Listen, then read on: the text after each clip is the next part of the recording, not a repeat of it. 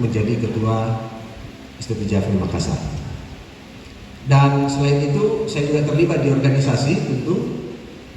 Sekarang masih juga menjadi wakil ketua Depdik.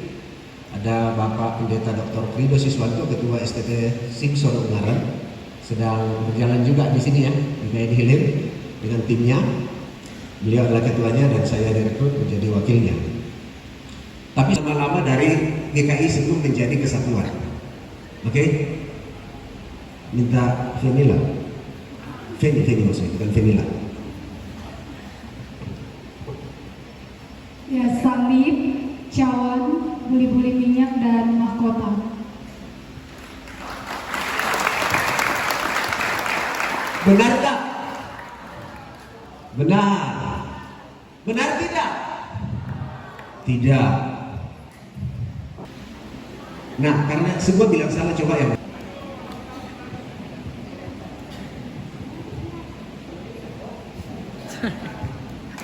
baik, katanya semuanya benar. Kalau begitu kita sedang mengalami masalah serius. Karena ada pepatah tak kenal maka tak sayang. Kalau hari ini saudara kurang sayang ya kali mungkin karena saudara memang kurang kenal. Oke? Entah siapa yang salah, tukang gambar.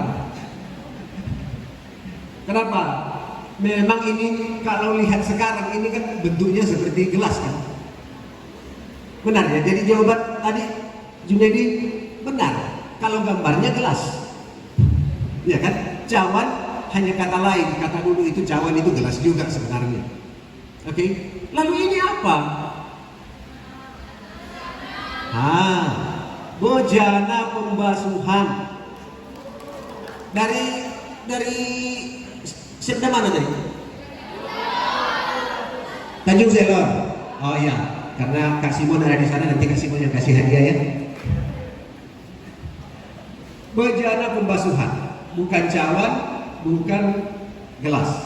Oke? Yang lainnya memang ada banyak. Oh, ini juga, ini tadi bilang teko. Ceret. Bentuknya memang kalau sekarang ceret atau teko, betul ya?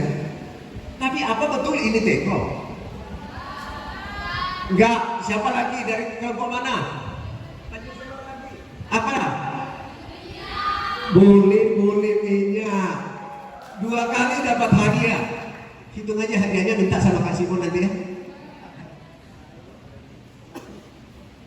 Baik, tolong ingat teman-teman semua, rekan-rekan muda, salib, kemudian ada buli-buli, lalu bejana pembasuhan, lalu crown ini mahkota.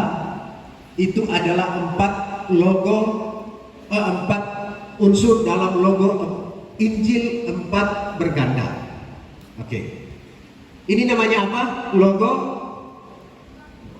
Logo GKI yang di dalamnya ada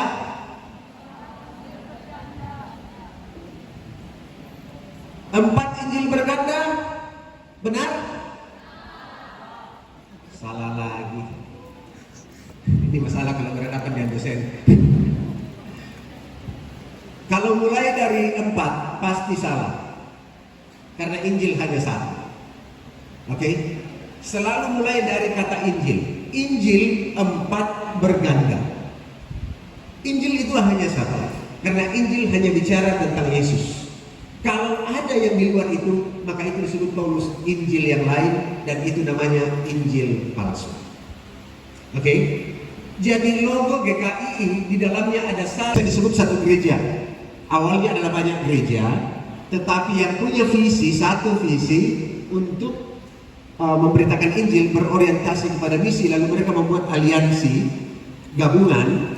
Ya, Pak Abi Simpson sendiri adalah pendeta gereja Presbyterian di Amerika yang saat itu adalah gereja yang sangat besar.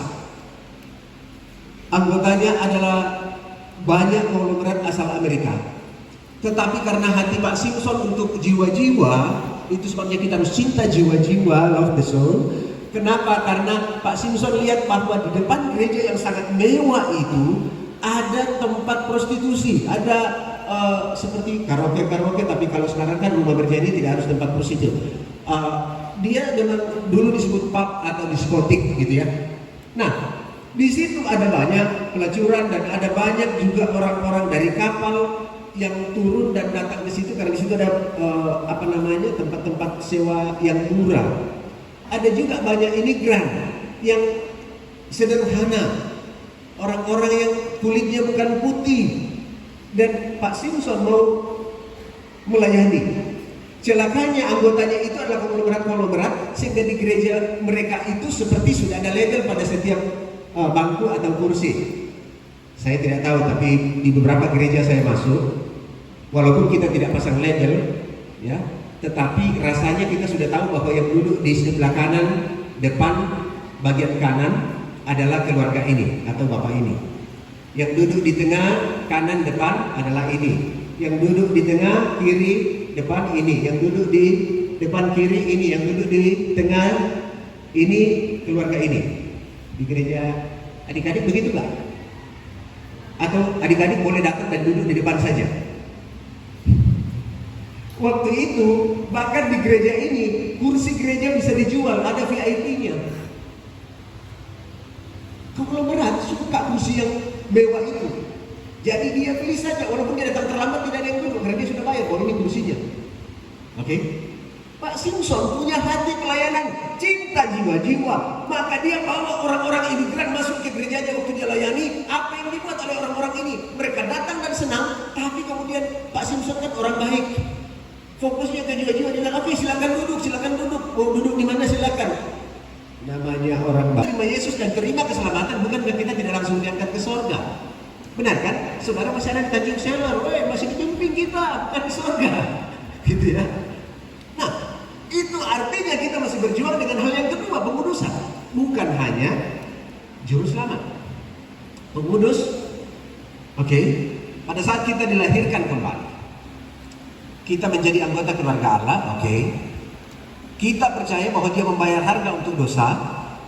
Juga kemudian posisi kita dikuduskan, lalu dipisahkan.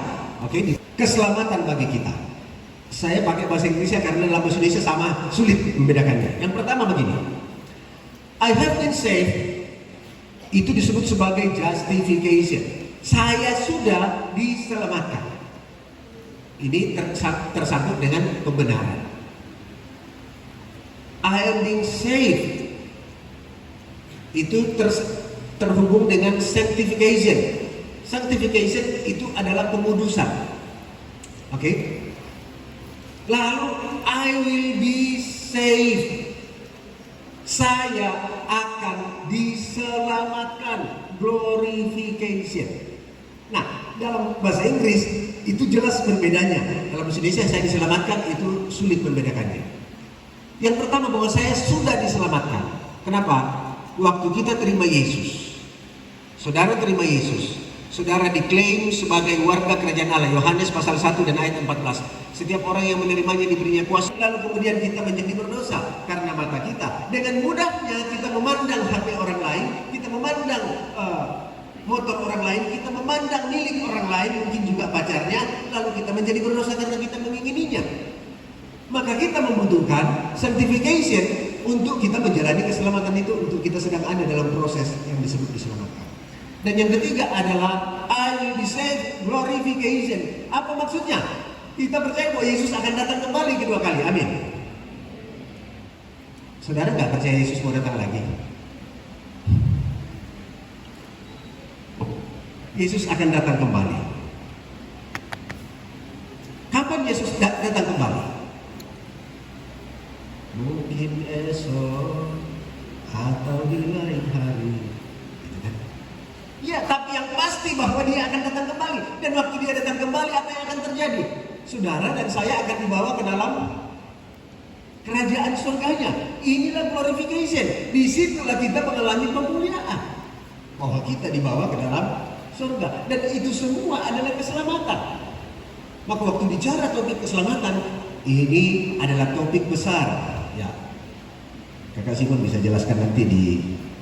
Sudah tahu jawabannya, cuman bagi beberapa mungkin ada yang belum tahu, dan termasuk saya juga belum tahu. Jadi saya mau mengajak kakak dan juga teman-teman untuk kembali ke materi pertama yang tentang misionaris itu. Pertanyaan saya itu sebenarnya misionaris itu apa sebenarnya? Dan apakah ada perbedaan antara misionaris dan juga penginjil? Ya mungkin itu pertanyaan saya. Terima kasih. Penanya ketiga boleh maju supaya nanti tidak tahu.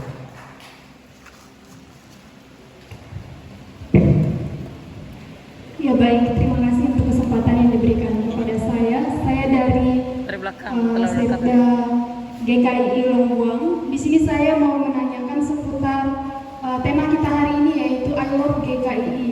Di awal tadi Bapak Robi Panggara menjelaskan bahwa GKI itu adalah suatu organisasi, bukanlah suatu agama. Tapi ada beberapa tempat yang meyakini bahwa GKI itu dijadikan sebagai agama. Nah, yang menjadi pertanyaan saya, misalnya kita berada di suatu tempat tersebut tidak memiliki gereja GKI, tapi ada gereja denominasi lain. Nah, apakah kita bisa beribadah di gereja tersebut? Kemudian berdasarkan pengalaman, justru ada beberapa jemaat. Terima kasih. Sekali lagi tepuk tangan untuk Apa perbedaan? Secara kita dipengaruhi oleh bahasa ya. Jadi misionaris itu adalah penginjil, gitu. Tetapi kita sudah terbiasa sebagai gereja yang menerima utusan misi. Misionaris itu kita kategorikan adalah orang-orang utusan misi dari luar negeri. Sebenarnya mereka adalah evangelis, mereka adalah penginjil juga, gitu ya. Jadi misionaris itu apa? Penginjil. Penginjil itu apa? Penginjil juga. Tapi itu tadi pengaruh pengistilahan. Kenapa? Karena di GKI sendiri ada 3 jabatan. Dimulai dengan jabatan evangelis yang disebut penginjil, oke? Yang kedua adalah vikaris atau proponen. Kata yang kita pakai adalah vikaris. Vikaris ini adalah masa magang untuk kependetaan. Orang-orang yang tidak mau jadi pendeta, yang nggak usah divikariskan sebenarnya, cukup jadi penginjil aja seumur hidupnya. Karena ini lebih baik. Waktu masuk masa vikaris, ini adalah masa persiapan untuk jadi pendeta. Jadi di sini dia sudah naik lagi ya. Dan setelah vikaris, barulah dia dipendetakan penuh. Nah, sehingga kita kenapa juga berbeda pengistilahan, karena dalam GKI di Indonesia ada jabatan evangelis yang disebut penginjil, vikaris, dan pendeta. Di luar tidak ada jabatan itu, hanya ada penginjil dan evangelis saja dan pendeta. Ya, tidak ada 3 jabatan. Di Indonesia ada 3 jabatan, evangelis, vikaris, dan pendeta. Di luar kalau disebut utusan misi, maka disebut misionari. Utusan-utusan dari Eropa menggunakan istilah sending. Jadi dari Belanda, Jerman semuanya itu pakai sending. Jadi gereja-gereja Protestan itu menggunakan istilah sending. Kita dari Amerika menyebutnya misionari. Sama. Jadi ada istilah saya tambahkan lagi ya untuk memperluas wawasan saja. Bisa GKI, boleh nggak ibadah gereja lain? Tapi ada yang bilang kok kenapa harus ke gereja sana? Kalau Feni yang bertanya, sederhana buat saya, bagaimana kalau nggak ada GKI? Ya, Feni mulai aja ya, Feni penginjil. Gitu ya. Paling kopdanya, pengurus daerahnya senang gitu kan? Kan Feni penginjil. Tanya, tidak ada GKI di sini? Ya mulailah di situ, kan sederhana. Gitu. Nah, bagaimana tidak ada GKI? Ya tentu, ya saudara bisa cari yang terdekat kalau memang masih ada yang terjangkau. Dalam kasus di mana tidak ada yang terjangkau, ya jangan juga tidak ke gereja aja, gitu ya. Bagaimana tidak ada GKI? Jawaban saya yang kedua adalah beritahu daerah. Misalnya, nanti ini kasus contoh saja ya. Misalnya ada yang di sini yang ternyata jadi pekerja, ditempatkan di satu tempat, saudara sudah keluarga, saudara punya pekerjaan, dan saudara ditempatkan di satu tempat. Tidak ada gereja di sana. Saudara hubungi ke daerah atau pendeta yang saudara kenal. Bapak, saya ditempatkan di sini. Saya akan tinggal di sini selama minimal 5 tahun ke depan, atau mungkin 10 tahun. Kalau mau mulai pos PI di sini, ini saatnya karena boleh mulai dari rumah kami. Kira-kira bisa begitu nggak anak-anak muda? Siap nggak rumah saudara nanti dimulai jadi tempat di mana pos dimulai? Amin. Ya kan? KI adalah kema Injil. Jadi kema Injil gereja, MI-nya adalah Masehi Injili. Jadi dulu nama kita adalah kema Injil gereja Masehi Injili. Gitu. Ketika menjadi gereja kesatuan, menjadi gereja kesatuan, maka Kingmi Kalimantan Timur, Kingmi Indonesia Timur, Kingmi Papua, dan Kingmi yang lain itu jadi satu. Saya punya SK-nya dan diubah namanya menjadi gereja karena harus menjadi sinode. Dan sekarang tidak lagi atas nama Kalimantan, tidak atas nama Papua, tidak atas nama Indonesia Timur, tapi Indonesia saja. Maka diubah namanya menjadi Gereja Kemah Injil Indonesia. Oke? Jelas ya? Itu aja. Sejarahnya begitu. Masih ada 15 menit. Salam ya. Ya, di sini saya mau bertanya mengenai logo GKI. Logo GKI ini saya lihat banyak versi. Di sini ada warna merah. Warnanya ini saya ingin bertanya warna yang betul-betul diakui oleh GKI itu yang mana?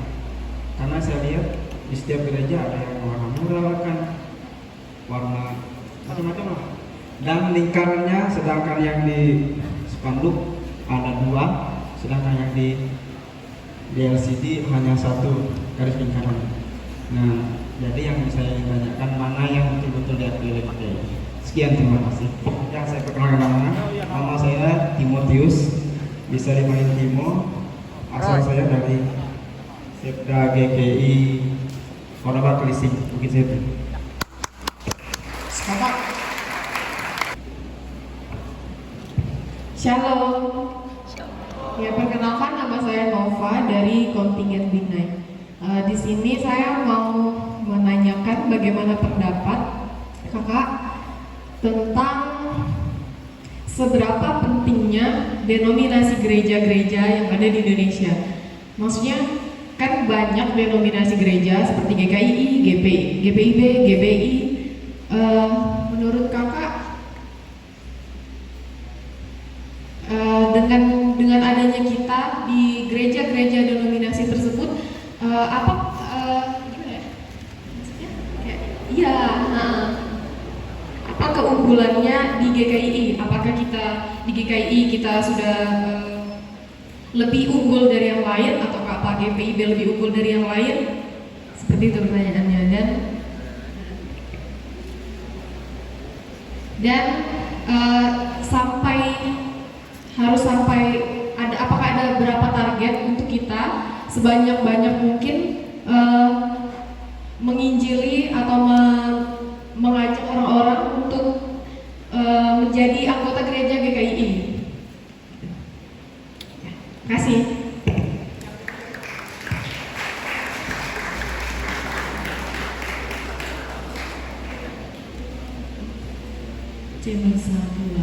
Shalom. Perkenalkan, nama saya Novita Saringau, saya dari Pemuda Desa Nahaya. Di sini Pak, kita kan berbicara tentang gereja, di mana kita tahu gereja di Indonesia ini sudah banyak dibangun. Nah, kita tahu sekarang kasusnya di Indonesia yang pasti sudah kita sering dengar kan, kasusnya itu larangan pembangunan gereja. Di sini saya mau minta pendapat Bapak tentang kasus tersebut. Terima kasih.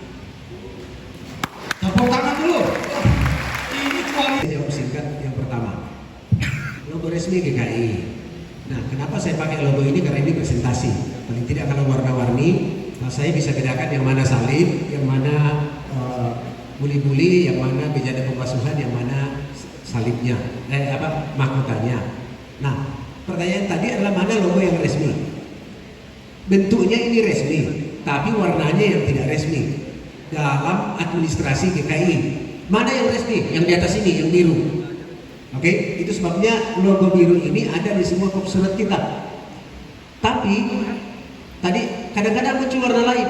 Dulu pernah ada keputusan yang berbeda di masa yang lalu sebelum periode yang baru ini. Dulu Biru itu pusat, lalu ada juga hijau waktu itu. Ada hijau untuk wilayah, lalu ada merah untuk daerah. Nah, logonya tetap sama, hanya warnanya. Warnanya yang berubah dan juga kop suratnya. Warna logo itu mengikuti warna tulisan kop surat GKI itu. Untuk membedakan mana surat dari pusat, mana surat di wilayah, mana surat di daerah. Tapi kalau tanya mana logo resmi, ini logo resmi GKI. Tapi yang kita pakai adalah dengan 2 lingkaran, satu tebal dan satu tipis. Itu yang resmi dalam anggaran dasar anggaran rumah tangga GKI. Cukup ya? Yang kedua, seberapa pentingnya di Indonesia lain gereja, seberapa pentingnya gereja pada prinsipnya adalah gereja saja. Oke, denominasi ini adalah perbedaan nama-nama di bumi saja. Nah, kalau gereja kita dengan gereja lain ya sama, yang penting masih bersama-sama untuk kerajaan Allah, gitu ya. Tapi ada gereja-gereja di luar kita yang memang tidak menekankan penginjilan. Saya mau kasih tahu itu, mereka tidak menekankan penginjilan cari jiwa. Nah, 2 tadi tugas kita. Kita perlu hidup kudus di sini, tetapi juga perlu menginjil. Nah, ini penting. Ada gereja yang cari jiwa baru, ada gereja yang cari jiwa lama, pindahkan ke gerejanya. Nah, itu persoalan. GKI punya komitmen memulai pos dengan jiwa-jiwa baru. Oke? Tapi tolong jaga baik-baik supaya sesudah kita tangkap jiwa, jangan orang lain cuma datang kandangkan saja, gitu ya. Ada orang lain datang hanya kasih berdiri di tempat, lalu berharap anggota GKI itu pindah saja, gitu. Nah, itu juga ya namanya juga usaha. Ya kan? Nah, keunggulan kita salah satunya, keunggulan kita yang berorientasi pada makna logo tadi, 4 hal ini adalah pengajaran kristosentris. GKI adalah gereja yang mengajarkan pengajaran Kristus, pengajaran yang kristosentris, berpusat pada Kristus, dan gereja yang berpusat karena berpusat pada Kristus termasuk dalam menjalankan amanat agung Kristus. Itu keunggulan kita. Tidak banyak gereja di Indonesia. Gereja di Indonesia bisa kita katakan semua gereja di Indonesia dimulai dengan datangnya sending ataupun misionari. Orang dari luar lah yang bawa gereja ke Indonesia. Tapi tidak banyak gereja di Indonesia yang kemudian mengutus lagi misi ke luar negeri untuk sadar bahwa dulu mereka menjadi gereja bertobat karena ada orang yang datang. Tapi gereja Kami Injil adalah salah satu gereja yang sadar bahwa kita itu bisa diselamatkan karena ada orang yang datang. Lalu kita mengambil peran juga untuk kembali mengutus melalui gereja kita orang-orang untuk pergi dan menginjil lagi ke tempat lain yang belum dijamah Injil. Baik itu misi-misi lokal maupun misi luar negeri. Misi luar negeri masih terbuka banyak bagi saudara yang mau beribadah sesuai dengan agama dan kepercayaannya itu, pasal 29. Jadi tidak ada tempat untuk kita dilarang untuk hal itu. Oke? Nah, kenapa ada kadang-kadang membangun gereja lalu ada kesulitan warga setempat yang keberatan? Itu karena terkait SKB 2 Menteri. SKB 2 Menteri tidak melarang orang untuk bangun gereja.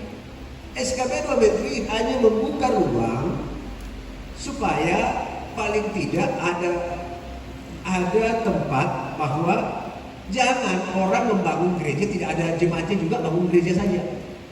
Perlu ada orang di situ. Tapi SKB 2 Menteri tidak dibuat untuk membatasi gereja. Itu berlaku untuk semua agama. Oke? Tuhan Yesus, terima kasih karena kami ada waktu untuk bicara tentang bagaimana kami sebagai generasi muda dan sekaligus generasi gereja akan bangkit menjadi generasi yang mengambil peran dalam pelayanan gereja di era kami. Jika kami adalah generasi yang Tuhan tempatkan pada era ini, maka Tuhan tolonglah kami untuk kami mempertanggungjawabkan kehadiran kami pada era ini sebagai the next generation daripada gereja. Tuhan tolong, Tuhan berkati. Setiap anak-anak muda yang hadir, Tuhan berkati kami semua. Terpuji nama-Mu Tuhan. Sesi selanjutnya kami taruhkan dalam tangan-Mu. Tuhan menolong dan memberkati. Di dalam nama Yesus kami berdoa. Yang berkati sama-sama katakan. Robin. Oke, Tuhan memberkati saudara semua. Ya, sekali lagi berikan aplaus untuk Kak Robin